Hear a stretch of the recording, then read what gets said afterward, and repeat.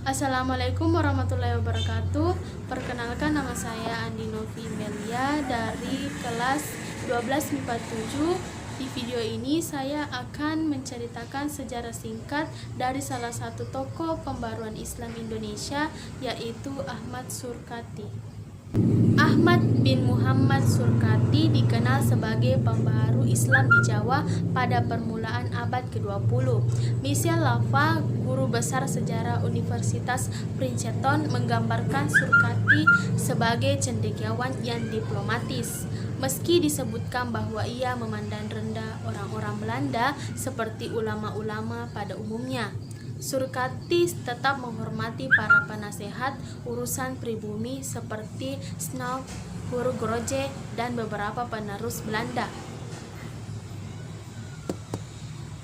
Dalam sejarah Islam di Nusantara, Lavan menuliskan upaya Surkati mendekati para penerus Snok seperti D.A. Ringkes dan B.J.O. Srike. Surkati mengirim surat dengan harapan mereka akan mengizinkannya meminta persoalan agama Islam secara damai di bawah kekuasaan Belanda.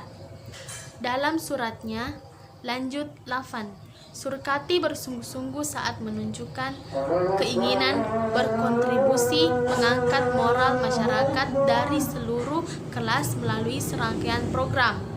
Surkati mengklaim programnya ini dapat menghasilkan keamanan yang menyeluruh di Hindia Belanda. Di samping itu juga amat menguntungkan pemerintah kolonial karena dapat menghasilkan pemahaman yang lebih baik antara pemerintah dengan diperintah. Terakhir, Surkati mengungkit pula permasalahan agama dan iklim pasca Perang Dunia Pertama. Gagasan-gagasan Surkati menarik perhatian para pejabat kolonial. Meskipun tidak semua penasihat mempercayai Surkati, ia berhasil menumbuhkan hubungan baik antara gerakan pembaruan Islam dengan para penasehat urusan pribumi. Meskipun darah Sudan mengalir dalam nadinya, Ahmad Surkati tidak lahir di Jawa. Ia lahir ketika keluarganya tengah hijrah ke Donggala, Sudan antara 1874 sampai dengan 1875. Kebetulan Surkati dilahirkan dalam keluarga cendekiawan Islam. Baik ayah maupun kakeknya pernah menuntut ilmu agama di Mesir. Di Sudan, Surkati tumbuh menjadi anak yang cerdas dan berpikiran jernih. Ia seringkali diperlakukan istimewa oleh sang ayah dengan diajak bepergian menghadiri majelis-majelis yang bersifat ilmiah. Meski tidak suka mematuhi peraturan sekolah, Surkati dikenal sangat jenius dan bisa menghafal Al-Quran hanya dengan sekali baca. Setelah menyelesaikan ilmu agama dasar di Sudan, Surkati pindah ke Mekah pada tahun 1896 sembari melaksanakan ibadah haji. Di sana ia tidak bermukim lama, tetapi malah melanjutkan perjalanan ke Madinah untuk menuntut ilmu agama dan bahasa Arab selama 4 tahun. Setelah lulus dari Madinah, Surkati memilih tinggal di Mekah selama 11 tahun untuk memperdalam fikih. Berkat kemampuannya, pada tahun 1909, Surkati berhasil mendapatkan pengakuan dari para cendekiawan Mekah. Tak butuh waktu lama sampai Surkati dihadiahi posisi guru kehormatan di kota suci itu. Sebelumnya, Surkati juga sudah menjalin hubungan baik dengan kelompok reformis Islam di Mesir. Sepak terjang Surkati sampai juga di telinga para pemimpin Jamiatul Khair di Batavia. Mereka sangat terkesan dan mengundang cendekiawan muda itu datang ke Jawa untuk menjadi guru. Surkati menerima tawaran pergi ke Batavia. Meski ia sudah kerap mendengar kabar bahwa pemerintah kolonial suka menindas orang-orang Muslim dari semenanjung Arab, menurut catatan Nathalie Mobini-Kesse dalam The Hadrameen Awakening Community and Identity in the Netherlands as it is 1900 sampai 1942. Keputusan Surkati timbul berkat keinginannya berjuang memajukan Islam di Hindia Belanda, khususnya Jawa. Di antara kematianku berjuang atas nama Islam di Jawa dan kematianku tanpa berjuang atas nama Islam di Mekah, aku memilih Jawa. Tulis Mobini-Kesse mengutip perdana suara edisi khusus Ahmad Surkati. Sekitar Oktober 1911, Surkati tiba di Jawa. Ia ditemani 2 orang guru asing. Berdasarkan penelusuran Mobini-Kesse, semenjak Surkati menjadi pengawas di sekolah-sekolah Jamiatul Khair, guru-guru asing mulai berdatangan dari Arab.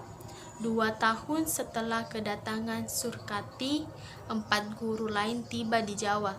Semuanya lulusan Mekah, berdarah Sudan, dan masih cukup muda. Kedatangan guru-guru asing menurut Mobini-Kesse memberikan semangat pembaruan Islam di tanah Jawa. Mereka dengan getol mulai mengajarkan gagasan-gagasan reformasi Islam di sekolah-sekolah. Akibat perbedaan interpretasi hukum Islam, terjadi kerenggangan hubungan antara kelompok reformis Islam dengan para pemimpin Jamiatul Khair yang konservatif.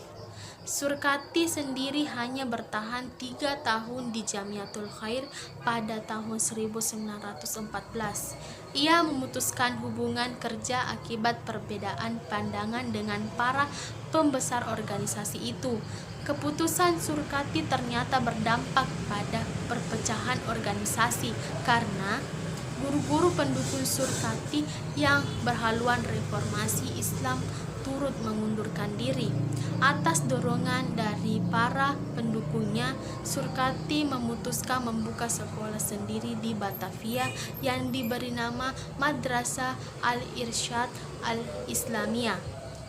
Ia juga mendirikan yayasan untuk mendukung keuangan organisasi. Berkat hubungan baik Surkati dengan para penasehat urusan pribumi, Al-Irsyad langsung mendapatkan pengakuan resmi dari pemerintah kolonial pada Agustus 1915. Gerakan reformasi pendidikan Islam kendati memiliki wawasan keagamaan yang luas, tidak mudah mengulik pemikiran Ahmad Surkati. Menurut salah satu muridnya, Umar Hubis, Surkati adalah cendekiawan yang suka bekerja dengan kesunyian dan tidak banyak menulis sehingga ia tidak bisa dikenali dari publikasi atau ucapannya. Kita bisa dapat mengarahkan Anda pada para siswa yang dididik olehnya, kata Umar Hubis. Mirsi Afandi dalam disertasi Syekh Ahmad Surkati, Pembaharuan dan Pemurni Islam di Indonesia, berhasil mengumpulkan pengakuan terhadap ketokohan Ahmad Surkati. Ahmad Hasan, tokoh Persatuan Islam, menuturkan bahwa Surkati adalah gurunya.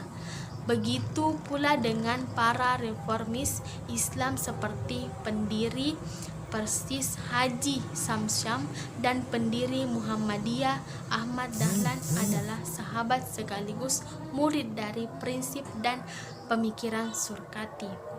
Mobini-Kesse juga menunjukkan adanya idealisme dan integritas tinggi dalam membawa perubahan Islam di Jawa dalam diri Ahmad Surkati.